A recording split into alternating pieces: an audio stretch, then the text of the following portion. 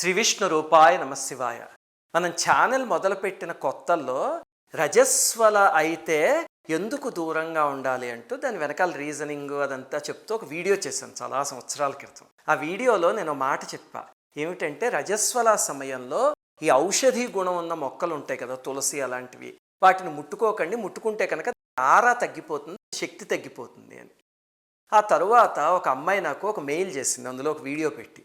ఇంతకీ ఆ మెయిల్ సారాంశం ఏమిటంటే, రజస్వల నియమంలో తులసి మొక్క ముట్టుకోకూడదా, ముట్టుకుంటే వాడిపోతుందా తులసి మొక్క, ఇదిగో చూడండి నా బాల్కనీలో ఒక తులసి మొక్కను పెంచుతున్నాను నేను అని చెప్పి ఒక వీడియో పెట్టి, అందులోను ఈ తులసి మొక్కని ఎలా పెంచుతున్నానో తెలుసా, దీనికి ఏ నీళ్లు పోస్తున్నానో తెలుసా అని మగ్గుతో ఎర్రగా ఉన్న నీళ్లు తీసుకొచ్చి దానికి పోసి చూపించి ఎలా పెరుగుతుందో చూడండి మొక్క అంది అని చెప్పి ఇంకా ఏదో చెప్పింది. అసలు నాకు అది విని ఎంత బాధేసిందంటే, నాకు ఒక అసహ్యకరమైన వీడియో. అసలు దాంతో నేను వెంటనే, అమ్మా నువ్వు చేసింది పొరపాటు తల్లి, తులసి మొక్క రజస్వల్లో ఉన్నవాళ్ళు ముట్టుకుంటే ఎండిపోతుందని కాదు, దాని చుట్టూ ఒక ఆరా ఉంటుంది, అది తగ్గిపోతే దాంట్లో ఔషధీ గుణం ఆ శక్తి పోతాయి. కొంతమంది కెర్లియన్ ఫోటోగ్రఫీ అలాంటి వాటితో నిరూపించారు ఆరాని. అది అలా చేసే ప్రక్రియ తల్లి, చాలా పొరపాటు నువ్వు చేసింది. పోనీ సైన్స్ ఇవన్నీ పక్కన పెడితే తులసి అనేది చాలా పవిత్రమైన మొక్క, ఇంత అసహ్యమైన పని చేస్తావమ్మా, తులసి మొక్క సౌభాగ్యాన్ని ఇస్తుంది అన్నా. అంటే అమ్మాయి రిప్లైలో LOL అని కొట్టి, I don't have this sentiments, by the way I'm a spinster అని కొట్టిందంటే, నాకు ఇలాంటివి ఏం నమ్మకాలు లేవు, నేను అవివాహితని అని. నేను ఇంక వదిలేసాను, ఎందుకంటే నాకు ఎవరితోనూ వాదించటం ఇష్టం ఉండదు. ఎవరైనా జిజ్ఞాసతో వస్తే కాస్త సమయం స్పెండ్ చేసి చెప్తాను తప్ప నాకు ఈ వాదనలు అవి ఇష్టం ఉండవు. సరే అని చెప్పి ఇంక నేను వదిలేసాను పట్టించుకోకుండా. కానీ అసలు ఆ అమ్మాయి చేసిన వీడియో నాకు ఎంత బాధేసిందంటే, కొన్ని వారాల పాటు నన్ను వెంటాడింది. సనాతన ధర్మంలో పుట్టి హిందువులుగా మనం దేవతనే చెప్పుకునే ఒక మొక్కకి ఏదో సైన్స్ అని నిరూపించడం కోసం ఇంత అసహ్యమైన పని చేస్తుందా అని చాలా బాధపడ్డా. ఈ మధ్య ఏమైంది, ఆ అమ్మాయి ఒక నెల రోజుల క్రితం ఒక మెయిల్ పంపించిందట, ఇన్ని సంవత్సరాల తర్వాత. నేను చూసుకోలేదు, మా అడ్మిన్ చూసుకోలేదు, అతను బిజీగా ఉన్నాడు, రోజు వేలాది మెయిల్స్ వచ్చేస్తున్నాయి, అతను చూడలే. దాంతో మొన్న మధ్య మళ్ళీ ఇంకొక మెయిల్ పంపించింది. అది చూసి మా ఇద్దరికి చాలా బాధేసింది, నాకు మా అడ్మిన్కి. ఇంతకీ ఆ మెయిల్ సారాంశం ఏమిటి అంటే, ఆ తర్వాత ఆ అమ్మాయి ఒక అతన్ని ఎవరినో ప్రాణప్రదంగా ప్రేమించి ఇద్దరు ఇంట్లో పోట్లాడి అన్నీ చేసి మొత్తానికి పెళ్లి చేసుకున్నారు. పెళ్లి చేసుకుని సరిగ్గా 5 నెలలు అవ్వలేదు, అతనికి యాక్సిడెంట్ అయ్యి ఐసీయూలో ఉన్నాడు. అది మొట్టమొదటిసారి నెల రోజుల క్రితం పంపించిన మెయిల్. నాకు మీరు చెప్పారు కదా సౌభాగ్యం అని, ఆ విలువ ఏమిటో ఇప్పుడు తెలిసింది. నేను తులసి మొక్క పట్ల తప్పు చేశానేమో, అందుకే ఇలా జరిగిందేమో అనిపిస్తోంది నాకు. దయచేసి నాకు ఏదైనా మంత్రం కానీ ఏదైనా ఉంటే చెప్పండి అతన్ని బతికించుకోవడానికి అని మొట్టమొదటి మెయిల్ పంపించింది. దురదృష్టవశాత్తు మేము అది చూసుకోలేదు. తర్వాత చాలా బాధపడ్డాను నేను, మా అడ్మిన్. తర్వాత వచ్చిన మెయిల్ ఏమిటంటే, పాపం అతను చనిపోయాడు అని. చాలా బాధేసింది. ఇంతకీ అప్పుడు మెయిల్ పెట్టి, అమ్మ మమ్మల్ని క్షమించు, మేము చూసుకోలేదు, చూసుంటే అమ్మవారు తోపించింది ఏదైనా చెప్పుండేవాళ్ళమేమో, అది ఉపయోగపడి ఉంటే సంతోషం కదా తల్లి, ఇప్పుడు నీకు ఏదైనా ఉపకారం చేయగలనా చెప్పు తల్లి, చాలా బాధగా ఉంది అని కొడితే, అప్పుడు ఆ అమ్మాయి అంది, ఈ సంఘటనని నా పేరు చెప్పకుండా బయటికి చెప్పండి, నా పేరు గోప్యంగా ఉంచి, ఎందుకంటే నాలాగా అహంకారంతో దేవతాశక్తులతో ఇలా ఆడుకున్న వాళ్ళకి ఇది ఒక గుణపాఠం అవుతుంది అని ఆ అమ్మాయి రిప్లై కొట్టి. నాకు చాలా బాధ వేసింది అది చూసి. ఈ అమ్మాయి విషయంలో ఈ యాక్సిడెంట్ దానివల్ల జరిగిందా, వేరే రీజన్ వల్ల జరిగిందా, అది యాక్సిడెంట్ అలా కాకతాళీయమా, అవన్నీ పక్కన పెడితే, మన దేవతాశక్తులు అని ఏవైతే ఋషులు చెప్పారో వాటితో మనం కొంచెం జాగ్రత్తగా ఉండడం మంచిది.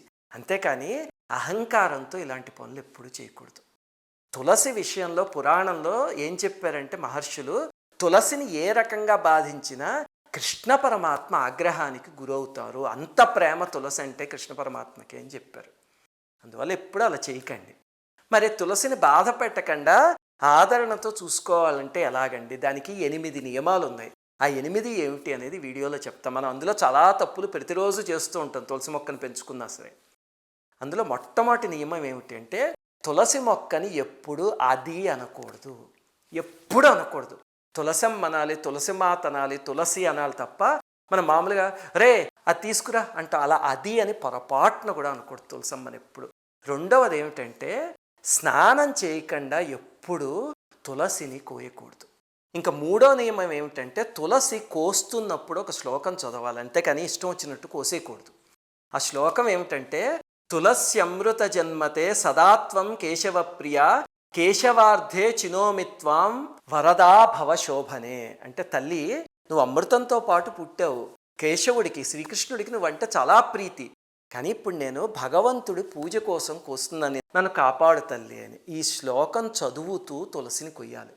కోసేసిన తరువాత మళ్ళీ ఇంకొక శ్లోకం చదివి నమస్కారం చెయ్యాలి అని పురాణంలో చెప్పారు. అదేమిటండి ఆ శ్లోకం? ఇదిగో ఇక్కడ చూపిస్తున్నాను చూడండి, రాసుకోండి. ఇవి వీడియో కింద డిస్క్రిప్షన్లో కూడా ఈ 2 శ్లోకాలు ఇస్తాం.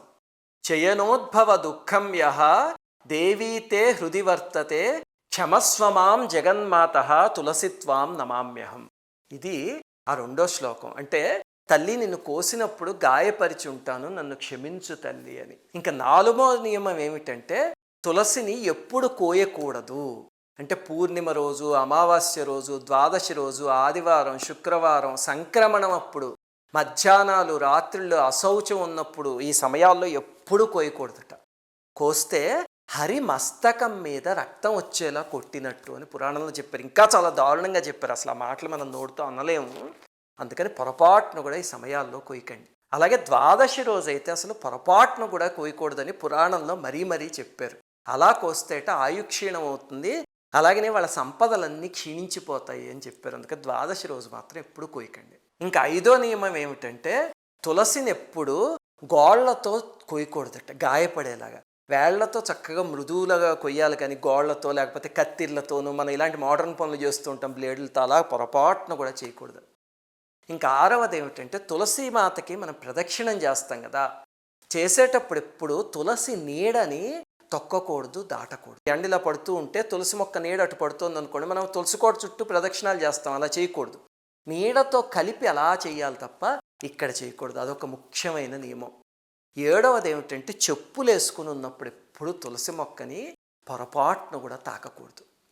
8వ నియమం ఏమిటంటే పొరపాటును కూడా ఎప్పుడు తులసి మొక్కని చనిపోయింది అనే మాట అనకూడదు. అసలు వృద్ధం అయిపోయింది అనాలి, లేకపోతే శరీరం వదిలింది అనాలి తప్ప చనిపోయింది అనకూడదు. అలాగనే తులసి మొక్క మొత్తం వృద్ధం అయిపోయింది అనుకోండి, ఒక్క ఆకు పచ్చగా ఉన్నా లేకపోతే కాండం పచ్చగా ఉన్న ఆ మొక్కని పొరపాటును కూడా పెకలించకూడదు. మొత్తం అంతా వృద్ధం అయిపోయిన తర్వాతే పెకలించాలి. పెకలించాక కూడా మనం సామాన్యంగా ఏం చేస్తామంటే, సరే అయితే వృద్ధం అయిపోయిందని తీసుకువెళ్ళి బయట ఎక్కడ పడేస్తాం. అలా పొరపాటును కూడా చేయకూడదు. దానికి 3 మార్గాలు ఉన్నాయి. అయితే ఆ పుల్లల్ని ఎండబెట్టి హోమంలో వాడుకోవచ్చు, లేకపోతే 2వది నదిలో, ప్రవహించే నదిలో కలిపేయండి, లేకపోతే 3వది భూస్థాపితం చేయాలి. ఈ 3 ఏదో ఒకటి చేయాలి తప్ప ఎక్కడ పడితే ఎక్కడ తులసి మొక్కని పడేయకూడదు. ఈ 8 నియమాలు పాటించాలి. ఇవన్నీ వినగానే మీకు ఏమనిపిస్తుంది చెప్పండి? తులసిని మొక్కలా చూడకుండా దేవతలా చూడాలి. అదే కదా, అదొక్కటి మనసులో పెట్టుకున్నారనుకోండి, అంటే అక్కడ ఉన్నది ఒక మొక్క కాదు, తల్లి ఒక మనిషి స్వరూపంలో వచ్చి మా పెరట్లో అక్కడ కొలువై ఉంది అనే భావన మనస్సులో ఉంటే ఈ పైవి ఎవ్వరు చెప్పక్కర్లేదు, మన అంతటా మనమే చేసేస్తాం. అలాంటి పవిత్రమైన భావనతో తులసిని చూడండి, మీ సౌభాగ్యాన్ని చక్కగా పరిరక్షిస్తుంది ఆ తల్లి. శ్రీమాత్రే నమః.